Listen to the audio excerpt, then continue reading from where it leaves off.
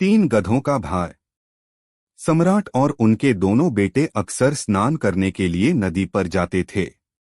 कभी कभी बीरबल भी शाही परिवार के साथ जाते थे। एक बार वे हमेशा की तरह बीरबल के साथ यमुना नदी पर स्नान करने गए। सम्राट और उनके दोनों पुत्र नदी के पानी में प्रवेश कर गए। बीरबल किनारे पर ही रहे और उनके कपड़ों की देखभाल करते रहे। वह किनारे पर चुपचाप खड़ा होकर उनके सामान की रखवाली कर रहा था, जबकि वे खुशी खुशी स्नान का आनंद ले रहे थे। चूंकि बादशाह हमेशा बीरबल को चिढ़ाने का मौका ढूंढते रहते थे, इसलिए उन्होंने चुपचाप अपने बेटों से कहा, आइए हम बीरबल का मजाक उड़ाएं। उन्होंने बीरबल से कहा, बीरबल, तुम गधे का बोझ लिए खड़े प्रतीत होते हो। बीरबल ने तुरंत उत्तर दिया, महाराज, मैं एक नहीं बल्कि 3 गधों का बोझ लेकर खड़ा हूं। 37। असली परीक्षा। एक लोहार बहुत मजबूत और बढ़िया कवच बनाने में कुशल था। एक दिन बादशाह अकबर के कुछ दरबारियों का लोहार से विवाद हो गया। दरबारी बदला लेना चाहते थे और इसलिए उन्होंने लोहार के खिलाफ सम्राट के कानों में जहर डाल दिया। एक दिन लोहार एक नया बना हुआ बढ़िया कवच लेकर दरबार में आया। कवच निस्संदेह शानदार था। उसने इसे सम्राट को दिखाया। लेकिन दरबारियों में से एक ने सम्राट को सुझाव दिया, महाराज, पहले यह बनवाना चाहिए कि कवच अच्छी गुणवत्ता का है या नहीं। वी तलवार से जोरदार वार करके इसकी गुणवत्ता का परीक्षण कर सकता है। सम्राट दरबारी की बात से सहमत हो गए। उसने कवच टी पर रखा, फर्श और उस पर अपनी तलवार से जोरदार प्रहार किया। कवच 2 टुकड़ों में टूट गया। टूटा हुआ कवच देखकर सम्राट क्रोधित हो गए। उसने लोहार से कहा, यहां से चले जाओ। अगली बार अगर तुमने मुझे धोखा देने की कोशिश की तो तुम्हें फांसी पर लटका दिया जाएगा। लोहार चिंतित हो गया और सोचने लगा, इस घटना ने मेरे लिए राजदरबार के दरवाजे बंद कर दिए हैं। कोई मुझे काम नहीं देगा। मुझे भूखा मरना पड़ेगा। लेकिन लोहार की पत्नी ने उसे चिंता न करने और बीरबल को देखने के लिए कहा। उसने कहा, बीरबल बहुत दयालु हैं। वह निश्चित रूप से आपकी मदद करेंगे। लोहार तुरंत बीरबल से मिलने गया। उसने उन्हें पूरी घटना बताई। बीरबल ने पहले ही देख लिया था कि दरबार में क्या हुआ था। उन्होंने कहा, कवच चाहे कितना भी मजबूत क्यों न हो, जब उसे जमीन पर रखा जाता है और तलवार से मारा जाता है तो वह निश्चित रूप से टूट जाएगा। चिंता मत करो, मैं जो कहता हूं वह करो। तब बीरबल ने लोहार से उसकी सलाह के अनुसार कार्य करने को कहा। लोहार ने एक और मजबूत कवच बनाया और दरबार में चला गया। उसने कहा, महाराज, इस बार मैंने बहुत मजबूत और टिकाऊ कवच बनाया है। आप इसका परीक्षण कर सकते हैं। सम्राट ने उससे कवच लाने को कहा। लोहार ने फिर कहा, महाराज, कवच की परीक्षा हमेशा शरीर पर रहकर करनी चाहिए। मैं कवच पहनकर आया हूं। अगर यह तलवार के वार से टूट जाएगा तो मुझे भी चोट लगेगी और मैं निश्चित रूप से मर जाऊंगा। इससे क्या फायदा? वैसे भी जब मैं अपनी नौकरी में सफल नहीं होता हूं तो मेरे जीवन का क्या होता है? सम्राट को तुरंत समझ आ गया कि लोहार का विचार उसका अपना नहीं था। अवश्य ही वह बीरबल का ही होगा। उसने बीरबल की ओर देखा। बीरबल मुस्कुरा रहे थे। तब सम्राट ने खजांची को बुलाया और उससे लोहार को 100 सोने के सिक्के का इनाम देने को कहा। दरबारियों का सिर पहले ही शर्म से झुक गया था। 38। दृष्टिहीन और दृष्टिहीन। एक दिन बादशाह अकबर ने बीरबल से पूछा, बीरबल, इस दुनिया में किसकी संख्या अधिक है, दृष्टिहीन लोगों की या जिनकी दृष्टि है? बीरबल ने उत्तर दिया, महाराज, मेरे पास इस समय आपके प्रश्न का कोई उत्तर नहीं है। लेकिन मुझे यकीन है कि अंधों की संख्या देखने वालों से अधिक है। अगले दिन बीरबल ने एक भीड़ भरे बाजार के बीच में एक बिना बुनी लकड़ी की खाट रखी और उसे बुनना शुरू कर दिया। दो क्लर्क बीरबल के दोनों ओर अपने पेन और पेपर पैड लेकर बैठे थे। जल्द ही यह देखने के लिए कि क्या हो रहा है, वहां एक बड़ी भीड़ जमा हो गई। वहां आने वाले अधिकांश लोगों ने पूछा, बीरबल तुम क्या कर रहे हो? जिन लोगों ने यह सवाल पूछा उनके नाम वहां बैठे एक क्लर्क ने नोट कर लिए। जब बादशाह ने सुना कि बीरबल एक व्यस्त बाजार के बीच में एक खाट बुन रहा है तो वह तुरंत मौके पर पहुंचे। उन्होंने भी वही सवाल पूछा, बीरबल तुम क्या कर रहे हो? बादशाह के सवाल का कोई जवाब दिए बिना बीरबल ने अपने क्लर्क से कहा, पहली नोटबुक में बादशाह का नाम लिखो। तभी सम्राट ने पहली नोटबुक देखी और पूछा, अंधों की सूची, लेकिन इस सूची में मेरा नाम सबसे ऊपर क्यों लिखा है? बीरबल ने कहा, यद्यपि आपने मुझे खाट बुनते हुए देखा था, फिर भी आपने मुझसे पूछा, आप क्या कर रहे हैं? सम्राट ने देखा कि देखने वाले व्यक्तियों की सूची वाली नोटबुक का एक भी पृष्ठ पूरा नहीं हुआ था, लेकिन पहली नोटबुक लगभग भरी हुई थी। बीरबल ने फिर पूछा, महाराज क्या अब आपको विश्वास हो गया है कि अंधों की संख्या दृष्टिहीनों की संख्या से कहीं अधिक है? आर 39 सागर की शादी। एक बार किसी अज्ञात कारण से बादशाह बीरबल से नाराज हो गए। उन्होंने उन्हें मंत्री पद से हटा दिया। बीरबल ने किसी को भी अपने ठिकाने के बारे में बताए बिना राज्य छोड़ दिया। कुछ ही समय पहले सम्राट अकबर को बीरबल की उपस्थिति याद आने लगी थी और वे अक्सर उन्हें याद करते थे। वह बीरबल को अपने दरबार में वापस लाना चाहते थे, इसलिए उन्होंने बीरबल की खोज के लिए कई लोगों को तैनात किया, लेकिन इसका कोई फायदा नहीं हुआ। उन्हें उसका ठिकाना नहीं मिल सका। अंततः सम्राट के मन में एक विचार आया। उसने अपने सभी पड़ोसी राजाओं को निमंत्रण पत्र भेजा। निमंत्रण पत्र में संदेश लिखा था, यह हमारे राज्य के सागर का विवाह समारोह है। आपसे अनुरोध है कि आप अपने राज्य की सभी नदियों को प्रवाहित करते हुए इस अवसर की शोभा बढ़ाने के लिए भेजें। सभी राजा इस विचित्र निमंत्रण से हैरान थे। हालांकि सम्राट अकबर उनके सम्राट थे और इसलिए उनकी आज्ञा का पालन करना उनके लिए अनिवार्य था, लेकिन निमंत्रण का उत्तर केवल एक राजा की ओर से आया। उन्होंने लिखा था, हमारी भूमि की नदियां आपके यहां जाने को इच्छुक हैं, परंतु आपके राज्य के सभी कुएं उनके स्वागत के लिए राजधानी के प्रवेश द्वार पर उपस्थित रहेंगे। इस चतुर उत्तर से बादशाह को तुरंत पता चल गया कि बीरबल उस राजा के दरबार में होगा। उसने तुरंत अपना विशेष दूत उस राजा के पास भेजा। आशा के अनुरूप बीरबल वहां उपस्थित थे। बादशाह ने अपनी गलती स्वीकार की और बीरबल को दिल्ली वापस आकर फिर से अपने दरबार में शामिल होने के लिए कहा। 40 चीनी हीरा। अकबर के राज्य में रहने वाला एक जौहरी हीरे काटने और चमकाने में बहुत अच्छा था, लेकिन अधिक उम्र के कारण वह ज्यादा काम नहीं कर सके। एक दिन वह बीरबल के पास आया और उससे मदद मांगी। बीरबल ने शांति से उसकी बात सुनी और फिर उसे एक चीनी का क्रिस्टल दिया। बोले, इस चीनी के क्रिस्टल को इस तरह काटो कि यह बिल्कुल असली जैसा लगे। हीरा, यदि आप इसे पूरी तरह से करते हैं तो मैं देखूंगा कि आप बहुत सारा पैसा कमाते हैं। कुछ दिनों के बाद जौहरी बीरबल के पास वापस आया और उसे चीनी क्रिस्टल दिखाया। चीनी क्रिस्टल को शानदार ढंग से काटा और पॉलिश किया गया था और यह असली जैसा दिखता था हीरा। बीरबल जौहरी की कारीगरी से बहुत प्रसन्न हुए और बोले, तुमने अच्छा काम किया है।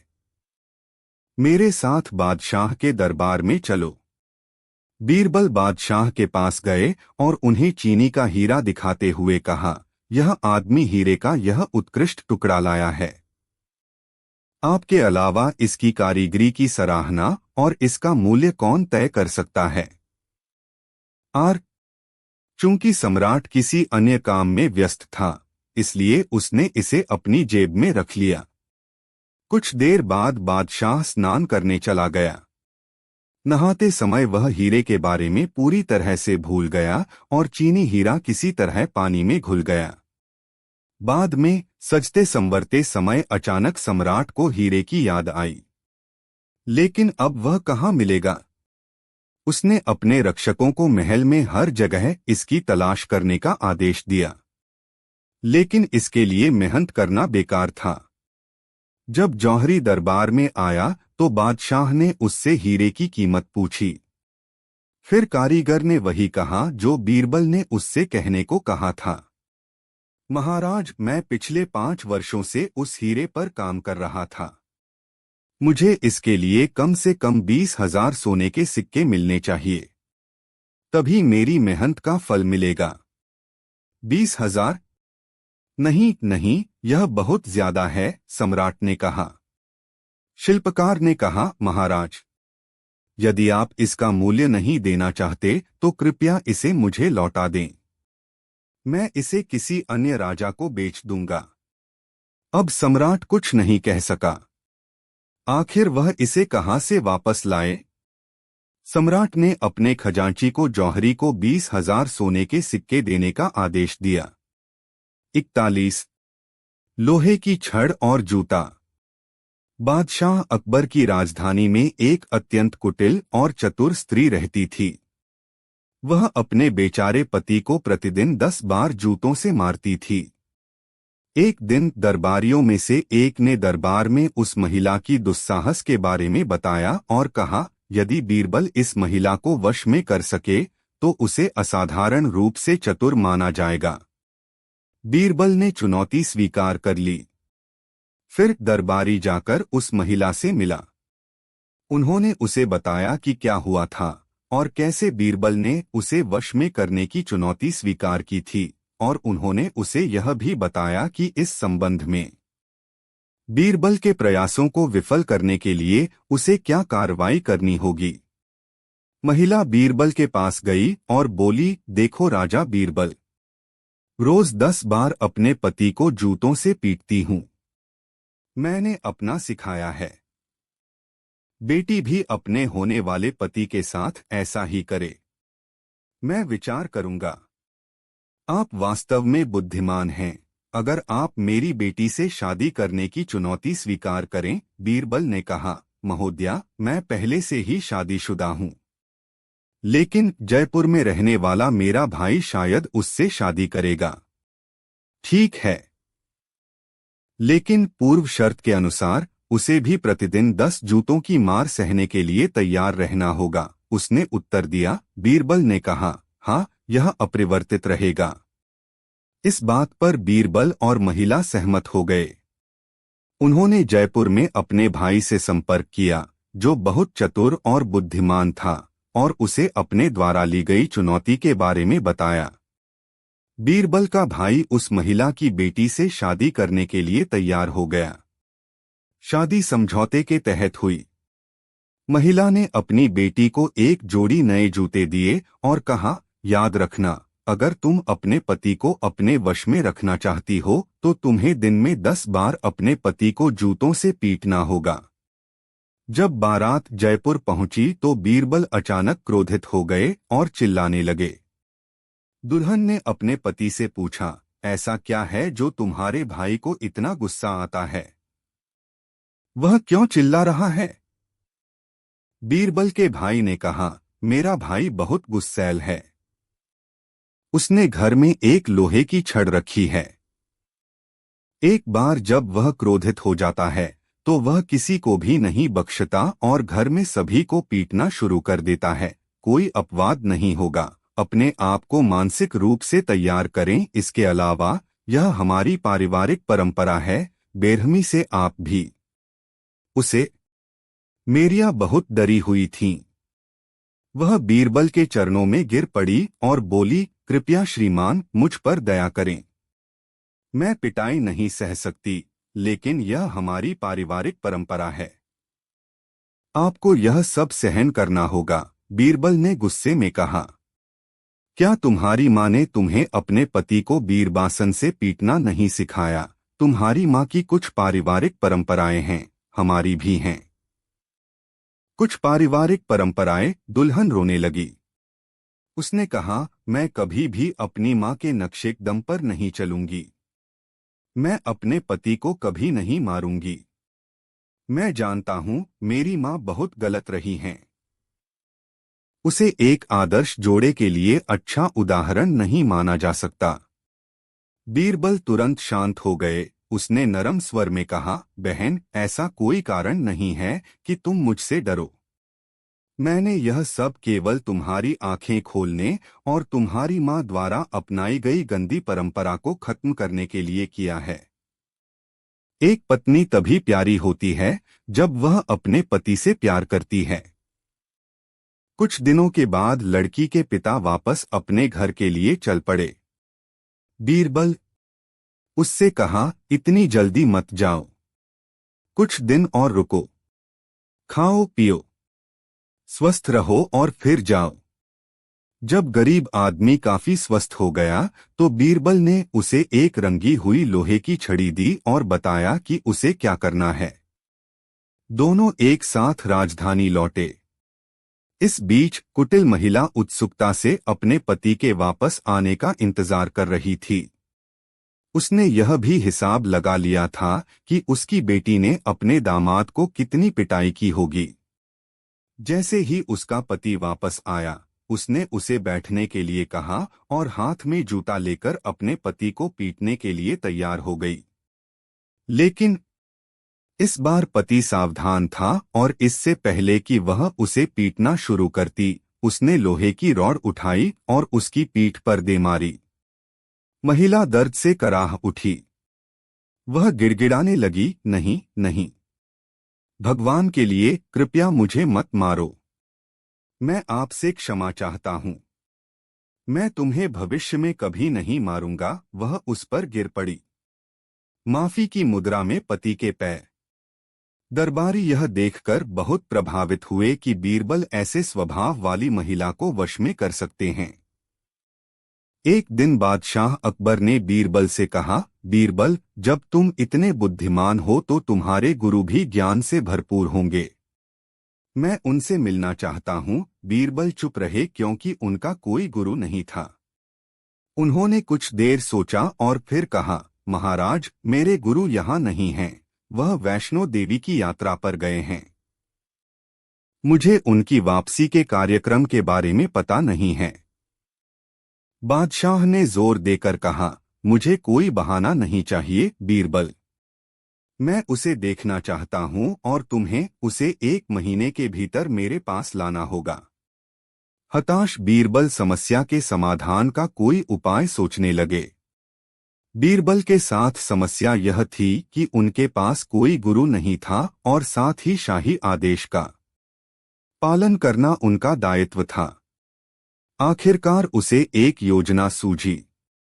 उसने एक चरवाहे को बुलाया और उसे 100 सोने के सिक्के दिए। उसने चरवाहे को कुछ चीजें दी। जब चरवाहा सहमत हो गया तो बीरबल ने कृत्रिम दाढ़ी लगाई और उसके चेहरे पर मूछें रखीं और उसे भगवा वस्त्र पहनाए। अब चरवाहा एक ऋषि की तरह लग रहा था। बीरबल उसे एक मंदिर में ले गए और उससे कहा कि तुम हाथ में मोतियों की माला लेकर ध्यान मुद्रा में बैठ जाओ। उसने चरवाहे को सम्राट से बात न करने की भी हिदायत दी और यदि सम्राट उसे कोई उपहार देने का प्रयास करे तो उसे विनम्रतापूर्वक मौन भाव से उसे स्वीकार करने से मना कर देना चाहिए। बीरबल ने चरवाहे को चेतावनी देते हुए कहा, यदि तुम एक शब्द भी बोलोगे तो तुम्हारा पर्दाफाश होने की पूरी संभावना है और उजागर होते ही तुम्हें फांसी पर लटका दिया जाएगा। चरवाहा डर गया, लेकिन चूंकि उसने इस काम के लिए 100 सोने के सिक्के स्वीकार कर लिए थे, इसलिए उसे बीरबल की बात माननी पड़ी। तब बीरबल बादशाह अकबर के पास गए और उन्हें अपने गुरु के राजधानी आगमन की सूचना दी। बादशाह बहुत खुश हुए और बीरबल के साथ गए। मंदिर का दौरा किया। उन्होंने बीरबल के गुरु के सामने आदरपूर्वक सिर झुकाया और कहा, कृपया मेरा प्रणाम स्वीकार करें और कृपया मुझे भी आपसे कुछ शब्द बोलने की अनुमति दें। लेकिन बीरबल के गुरु चुप रहे और एक भी शब्द नहीं बोले। उनकी चुप्पी ने सम्राट को यह सोचने पर मजबूर कर दिया कि शायद गुरु कुछ उपहार या कुछ धन चाहते थे। ऐसा सोचकर उसने सोने के सिक्कों से भरा एक बड़ा थैला उसके सामने रख दिया। लेकिन गुरु ने उस पर नजर भी नहीं डाली और उसे बैग उठाकर वहां से चले जाने का इशारा किया। सम्राट क्रोध से आग बबूला होकर अपने महल में वापस आए। बीरबल ने उसका पीछा किया। उन्होंने बीरबल से कहा, मुझे बताओ बीरबल, जब कोई मूर्ख मिले तो उसे क्या करना चाहिए? बीरबल का उत्तर था, व्यक्ति को चुप रहना चाहिए। सम्राट अचंभित हो गया। उसने सोचा कि बीरबल के गुरु मुनि ने उसे मूर्ख समझ लिया है और यही कारण है कि वह चुप रहा और निश्चित रूप से सोने और पैसे के साथ एक गुरु की चापलूसी करने की कोशिश करना उसकी मूर्खता थी। 43 बीरबल की सलाह। एक दिन बीरबल अपने घर के बाहर बैठा पान चबा रहा था। तभी उन्होंने बादशाह के एक नौकर को सड़क पर तेजी से चलते देखा। बीरबल ने उसे बुलाया, अरे तुम कहाँ जा रहे हो और तुम इतनी जल्दी में क्यों हो? सेवक ने उत्तर दिया, महाराज ने मुझसे 2 सेर चूना लाने को कहा है।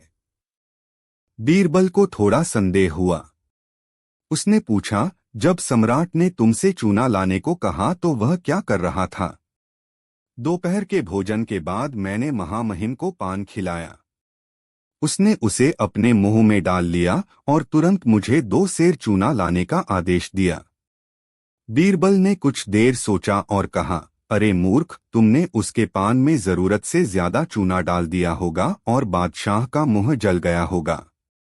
इसलिए उसने तुम्हें सजा देने के लिए तुम्हें 2 सेर चूना लाने को कहा है। मुझे यकीन है कि वह तुम्हें इसका सेवन करा देगा। जैसे ही यह तुम्हारे पेट में पहुंचेगा तुम मर जाओगे। नौकर बहुत डरा हुआ था। हे भगवान, अब मुझे क्या करना चाहिए? उसने पूछा। बीरबल ने कहा, देखो, घबराओ मत। जैसा मैं कहता हूं वैसा ही करो। देखो, मक्खन चूने का नाशक है। मक्खन और चूने को बराबर मात्रा में मिलाओ, चूना अपना प्रभाव खो देगा। इसलिए 1 सेर मक्खन को चूने के साथ मिला दो, 1 सेर चूना, और फिर बादशाह के पास ले जाना। नौकर ने बीरबल के कहे अनुसार कार्य किया। बीरबल ने जो कहा था वह सच निकला। बादशाह ने नौकर को सारा चूना खाने को कहा। नौकर ने सारा चूना खा लिया। लेकिन फिर भी वह अगले दिन सामान्य समय पर अपनी ड्यूटी पर पहुंचे। सम्राट उसे जीवित देखकर आश्चर्यचकित रह गया और इस तथ्य से कि वह अभी भी जीवित था, उसका क्रोध और भड़क गया। बादशाह ने एक चूना आपूर्तिकर्ता को बुलाया और उससे कहा, कल मैं तुम्हारे पास एक आदमी भेजूंगा। तुम उसे चूना भट्ठी में फेंक दो। चूना आपूर्तिकर्ता सहमत हो गया।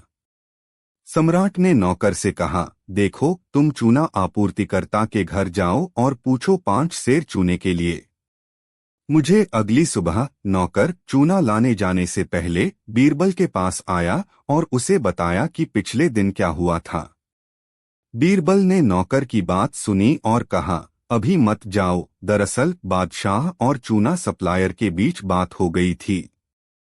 यह घटना बीरबल की उपस्थिति में हुई थी और वह बादशाह द्वारा रची गई योजना से पूरी तरह अवगत था और उसे यह भी पता था कि एक अन्य नौकर, जो इस नौकर से ईर्ष्या करता था, ने भी यह बातचीत सुनी थी।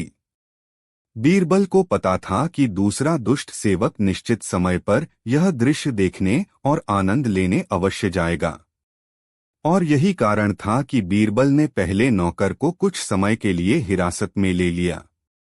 अत कुटिल नौकर चूना आपूर्तिकर्ता के घर उस समय पहुंच गया जब पहला नौकर आने वाला था और चूना आपूर्तिकर्ता ने उसे नौकर समझ लिया, जिसे सम्राट के आदेश के अनुसार चूना भट्टी में फेंकना था।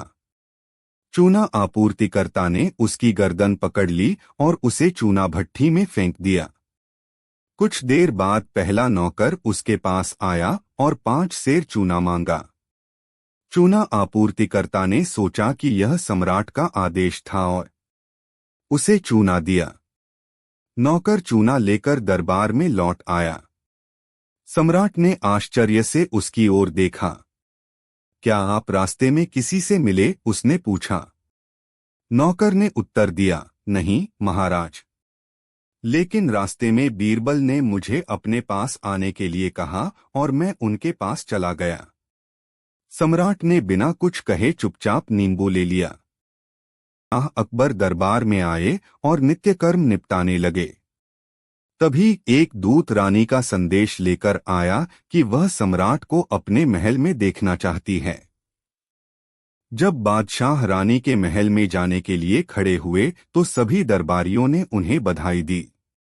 बीरबल की भी इच्छा थी, लेकिन ऐसा करते समय उन्होंने एक छुपी मुस्कान दी जिसे बादशाह ने देख लिया और उन्होंने इसे अपना अपमान समझा।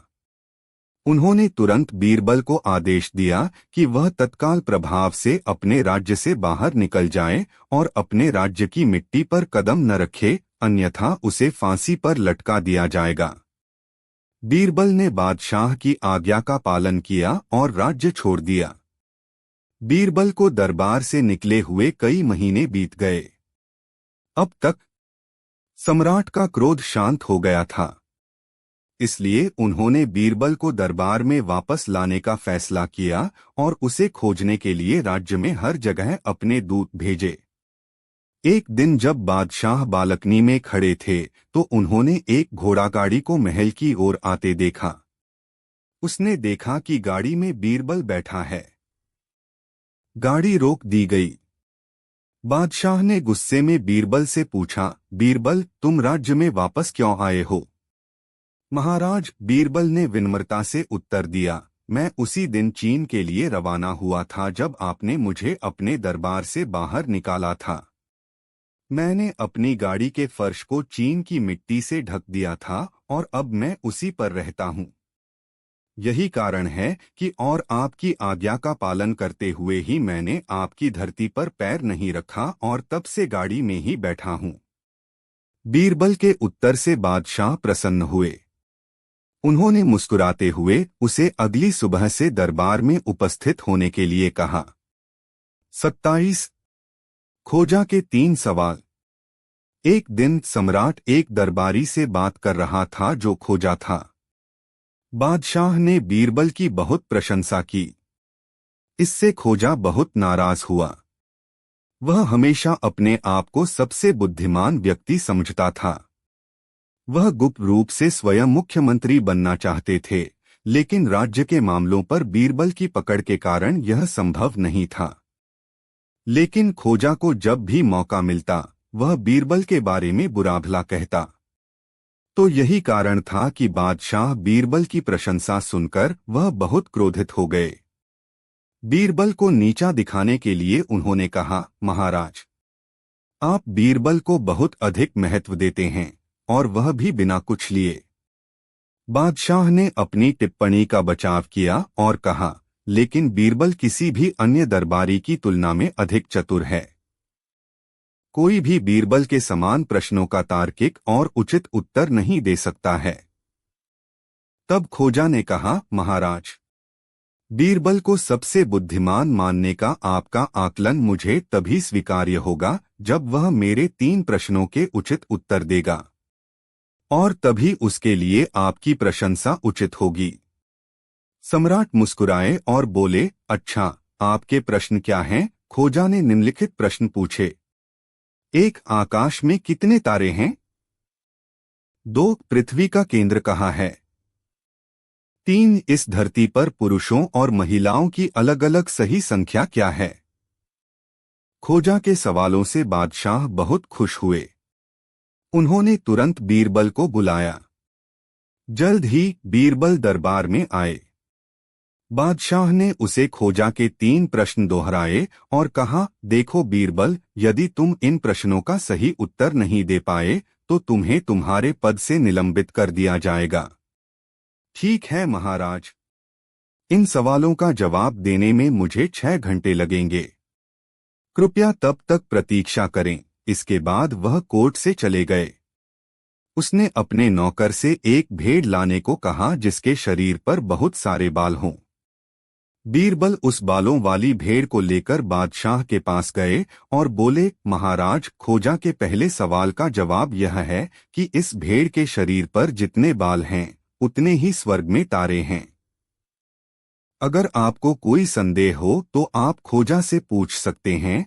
स्वयं बाल गिनना और आकाश में तारों की संख्या ज्ञात करना। फिर दूसरे प्रश्न का उत्तर देने के प्रयास में बीरबल ने फर्श पर कुछ रेखाएं खींची और एक लोहे की छड़ जमीन पर लगा दी और कहा, यह पृथ्वी का केंद्र है। यदि खोजा को कोई संदेह है तो वह इसे माप सकता है और अपने दूसरे प्रश्न का उत्तर ढूंढ सकता है। तीसरे प्रश्न का उत्तर देते हुए बीरबल ने कहा, महाराज, पुरुषों और महिलाओं की अलग अलग सही संख्या का पता लगाना बहुत मुश्किल है, क्योंकि इस धरती पर पुरुषों और महिलाओं के अलावा हमारे खोजा की तरह उनकी भी एक श्रेणी होती है जो न तो पुरुष हैं और न ही महिला। इसलिए मेरा आपसे विनम्र निवेदन है कि यदि ऐसे सभी लोगों को जो किसी भी श्रेणी में नहीं आते मार दिया जाए तो मेरे लिए गिनती करना आसान हो जाएगा। पुरुष और महिलाएं अलग अलग। बीरबल का जवाब सुनकर सभी दरबारी हंस पड़े। खोजा काफी शर्मिंदा होकर दरबार से चला गया। 28 मोची का न्याय। एक दिन बीरबल ने बादशाह अकबर से अनुरोध किया, यदि मैं कभी कोई अपराध करूं तो मुझे मेरी सजा तय करने के लिए न्यायाधीशों को चुनने दें। यह मेरा आपसे विनम्र अनुरोध है, कृपया इसे स्वीकार करें। बादशाह सहमत हो गए और बीरबल वास्तव में बहुत खुश हुए। एक दिन संयोगवश बीरबल से एक गंभीर गलती हो गई।